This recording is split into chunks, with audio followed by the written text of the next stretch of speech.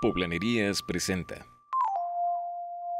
Mónica Silva Ruiz, diputada del Distrito 12 de Puebla, bienvenida a Poblanerías. ¿Cómo Muchísimas estás? gracias, Liz, encantada de estar aquí, de saludarte y evidentemente a todo tu auditorio. Muchas gracias por estar este día aquí porque vamos a hablar de una de las leyes que yo creo que con este contexto de violencia feminicida que tenemos en el país, pues que no nos habíamos puesto a pensar justamente qué pasa con las víctimas que son los hijos de las mujeres que son asesinadas, que son asesinadas a manos de sus esposos, de sus parejas, de sus novios, ¿no?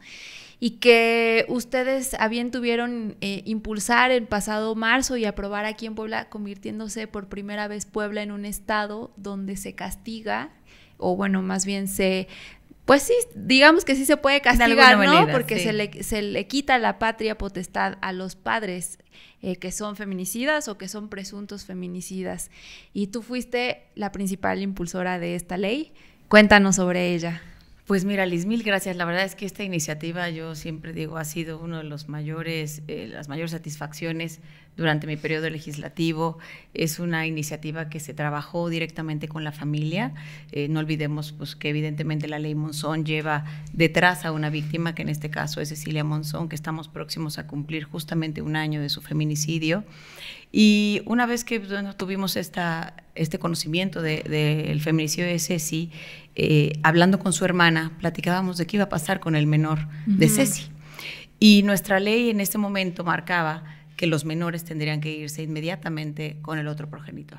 O sea, la custodia y la patria potestad inmediatamente tenía que ir con uno de los progenitores. En este caso muere la mamá, pues tendría que estar a manos del papá.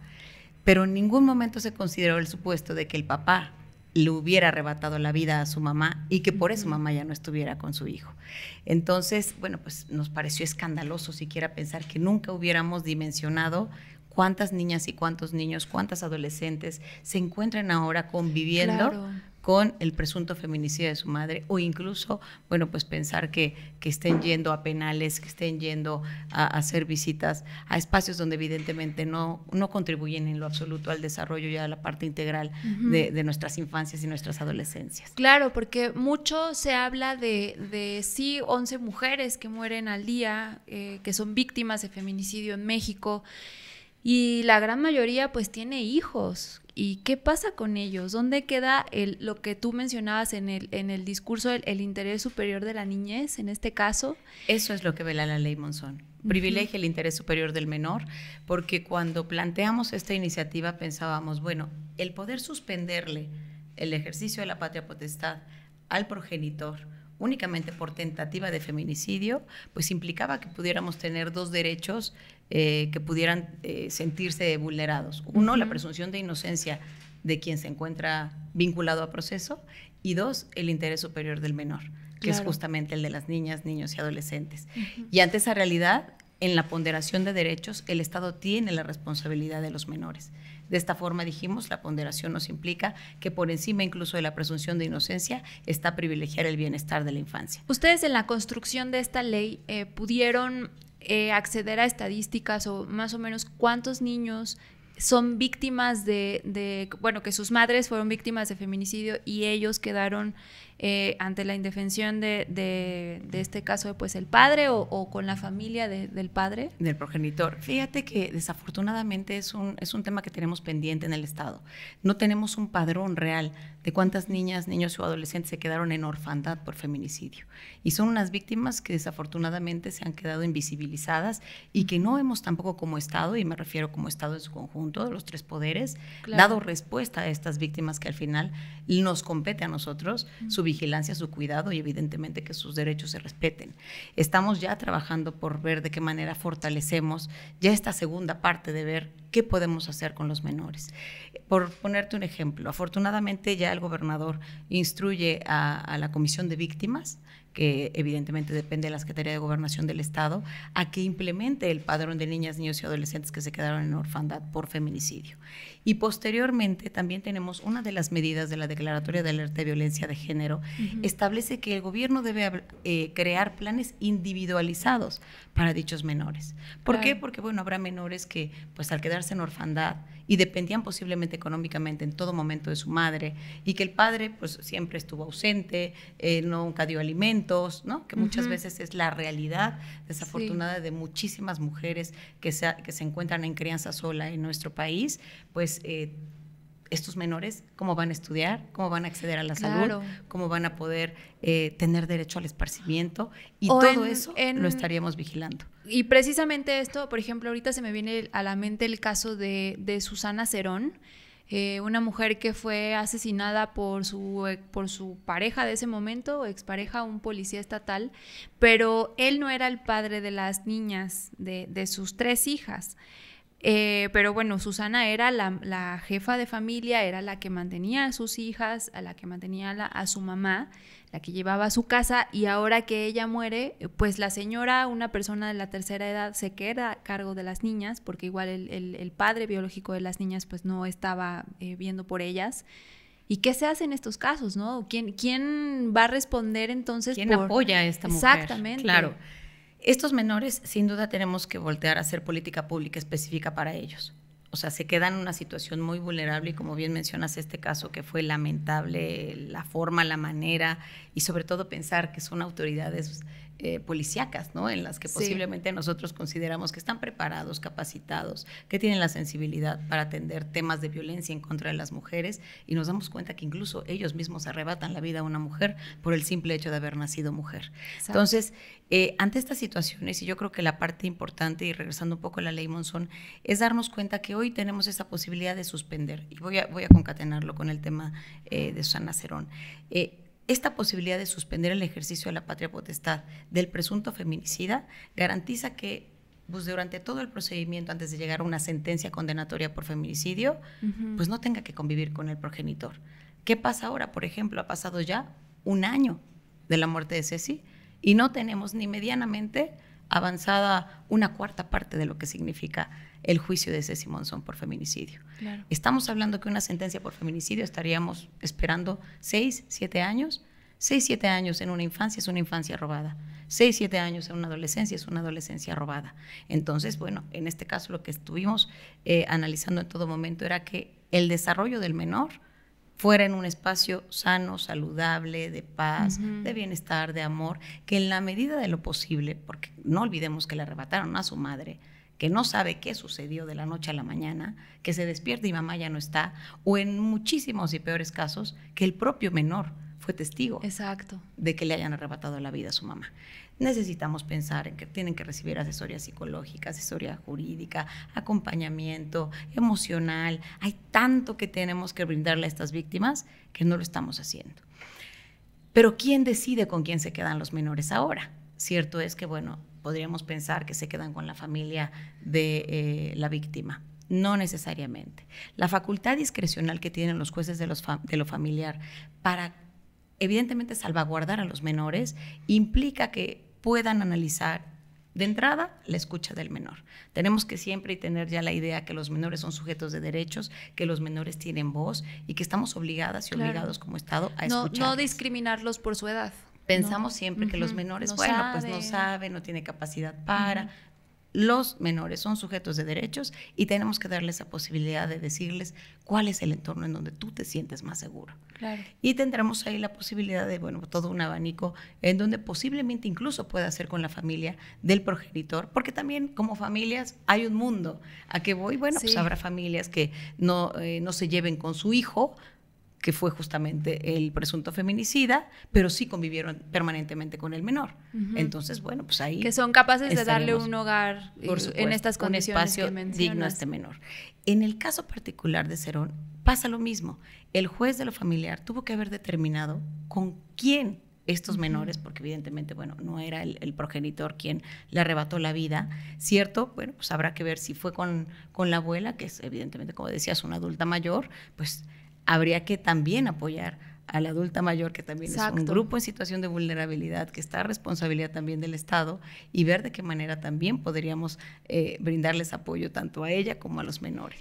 Es una deuda pendiente, sin duda. Y ahora Puebla da el primer paso y se convierte en el primer estado en tener esta ley, pero ahora vemos que se está replicando en más estados. Yo leía hace unos días unas notas que habías compartido que ya va para 9 estados más o menos. No sé si ya se haya actualizado esa lista y pues México está mirando hacia esa parte. Mira, afortunadamente creo que nos falta mucho en el tema de la comunicación, incluso a nivel nacional, que los congresos locales podamos compartir lo que realmente impacta, ¿no? O sea, lo que realmente impacta en la vida de las personas. A cualquiera que le podamos explicar lo que es la ley Monzón y lo que implica para un menor no tener que convivir con el presunto feminicida, o sea, escandaliza siquiera pensar que hoy haya niños que estén en esa situación. Sí. Afortunadamente, y eso también antes de compartirte con muchísimo gusto lo que hemos avanzado a nivel república, decirle a la ciudadanía que esta ley, así como la ponderación de derechos, tiene efectos retroactivos para incluso aquellos menores en donde hoy estén conviviendo con el presunto feminicida. Ok. Eso es muy importante que la gente lo sepa. No implica que una vez publicada la ley y avancemos, pues bueno, a partir de ahora, como los menores, y una vez más en una ponderación de derechos, son nuestra responsabilidad, el Estado tendría también que pensar que si hacemos retroactivo esto, salvaguardamos el desarrollo de los menores. Así que bueno, si desafortunadamente algún familiar o alguna persona que conozca a una niña o un niño en orfandad por feminicidio y que sepa que está conviviendo con el presunto feminicida, pues entonces, bueno, puede acceder a la ley Monzón y puede acceder a que esta suspensión implique que le encuentren un entorno mucho más saludable. Y bueno, bien, como decías, la verdad es que el impacto fue muy positivo. Yo debo compartirte que fue inesperado incluso para mí, abrumador incluso, ¿no? Medios de comunicación, no solo nacionales, bueno, obviamente locales, nacionales, internacionales, de Francia, de Reino Unido, de España. Sí, evidentemente de España, porque Ceci tenía nacionalidad española también. Sí, tenía la doble nacionalidad y la verdad es que, pues, claramente eso abrió muchísimas puertas también para visibilizar lo que se estaba cociendo, digamos, en Puebla, ¿no? Hoy que es una realidad, bueno, pues hay estados que se han acercado, tenemos ya hasta ahora 12 estados que ya presentaron la ley Monzón, estamos pues esperando que los demás se sumen. La verdad es que creo que es un avance muy significativo porque al final de las 32 entidades, 12 ya lo presentaron, nosotros ya la aprobamos, o sea, ya somos 13 estados que ya tenemos al menos la intención de reconocer la ley Monzón. En el caso de Puebla ya está aprobada, pero en 2 estados ya también están persiguiendo que esto suceda. Y pasó algo similar esta legislatura con diputadas como tú, como la diputada Aurora, que ya marcaron tendencia entonces en esto, porque primero Puebla aprueba la ley vicaria. La ley vicaria, luego el mismo día que se aprueba también la ley Monzón, se aprueba la ley Malena, que es para la defensa de las víctimas de ataques con ácido. Sí. Y Puebla ahí tiene ya las 3 leyes aprobadas que no lo habíamos pues dimensionado en toda la República y Puebla se convierte en el primer estado en tenerlas. Lo importante de lo que tenemos en Puebla, y refiriéndome a la ley vicaria que también participé en esa iniciativa, es que no solamente tenemos la definición de lo que es la conducta evidentemente de la violencia vicaria como un tipo de violencia en contra de las mujeres, sino que fuimos más allá y dijimos, ¿cómo vamos a castigarla? Y es por eso que incorporamos un agravante a la violencia familiar cuando se utiliza a los menores para perjudicar a la madre. De esta forma, realmente no solo reconocemos que existe la violencia vicaria, pero ¿de qué manera la castigamos?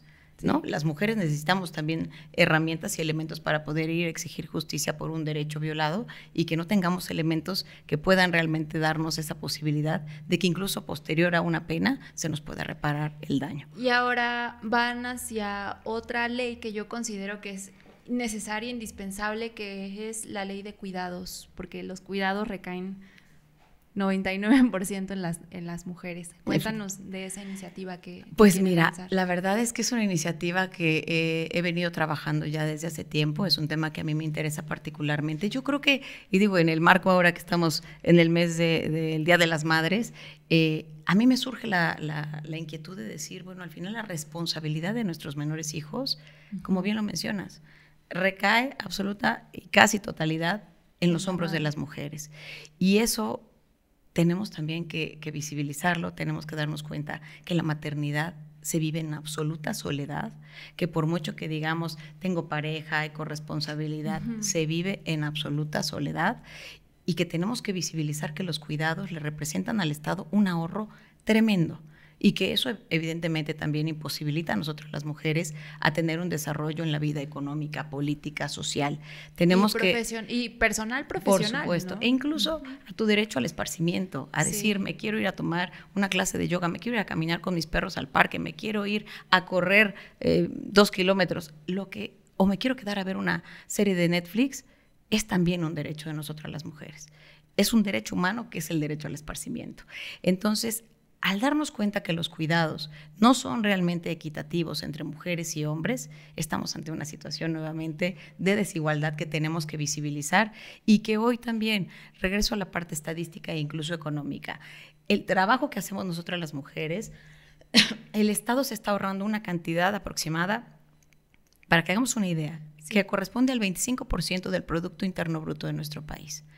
Si lo viéramos así, la mano de obra de las mujeres cuidadoras, que todas las mujeres somos cuidadoras, no necesariamente necesitamos ser madres para ser cuidadoras. He cuidado a mis hermanos, he cuidado a mis sobrinos, he cuidado a mis papás, he cuidado a mis abuelos, he cuidado.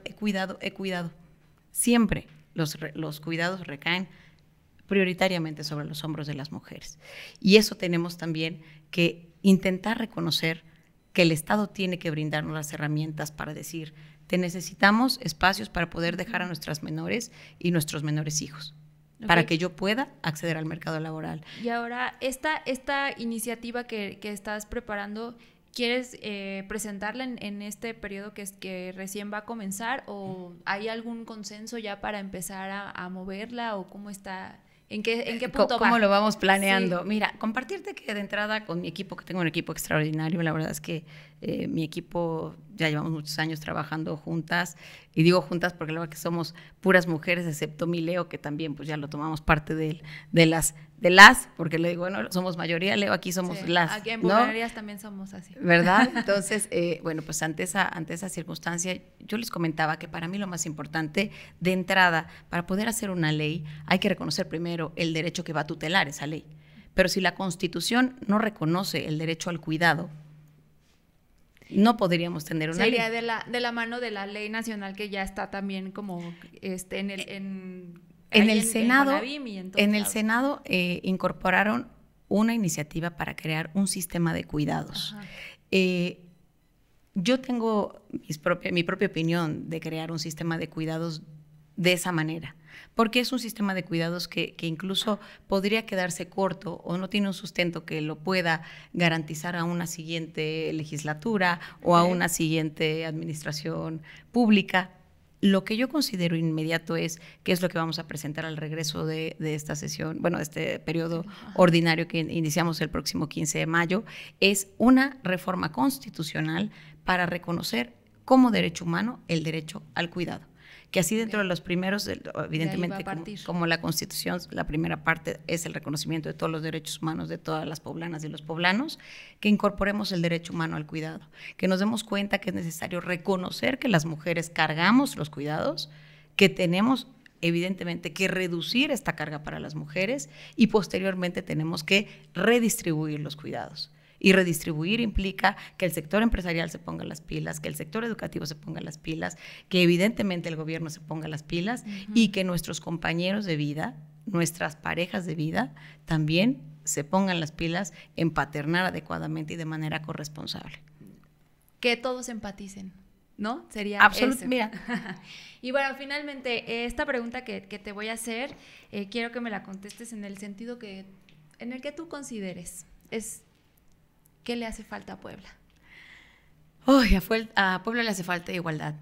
Igualdad, absolutamente. Yo estoy convencida que cuando dejemos de tener una Puebla tan violenta en contra de las mujeres, cuando sigamos incomodando a las mujeres en los espacios, cuando las mujeres sigamos ganando menos que los hombres por un mismo trabajo, que las mujeres en el ejercicio de nuestras funciones sigamos sufriendo violencia política, cuando realmente acabemos con eso y lleguemos a la igualdad, estaremos hablando realmente de una Puebla en desarrollo, en bienestar, en paz. Cuando pensemos que la igualdad nos beneficia a mujeres y a hombres por igual, veremos que no hay mejor inversión que invertir justamente hoy día en las mujeres. Que pensemos que más de la mitad de la población somos mujeres y que podemos incluso hacer que la economía de nuestro país se convierta en algo completamente distinto si preparamos a nuestras niñas, a nuestros adolescentes, si abrimos espacios para las mujeres en el sector laboral, que no se nos discrimine. Porque si estoy embarazada, aunque tengo el perfil perfecto para que se me contrate, sí, no. De entrada, y está embarazada, se va a ir de incapacidad, y luego el bebé recién nacido, capaz que pediatras, no, descártenla. Y que a quien sí contrata es mamá soltera, tiene 2 hijos, necesidad, se está muriendo, o sea, haría cualquier cosa, no respeten horarios, no te preocupes, aguanta todo esa mujer. Cuando a una mujer no nos vean desde esa forma y nos vean como realmente sujetas de derecho de entrada, segundo, que toda la población es producto justamente de la posibilidad que nosotras tenemos de dar hijas e hijos y que son las que sostienen la economía del futuro, nos daremos cuenta que no hay nada mejor que invertir en nosotras las mujeres, invertir por la igualdad y que tengamos oportunidades y derechos exactamente igual. Mónica, muchas gracias por estos minutos. Muchísimas gracias a ti por la entrevista.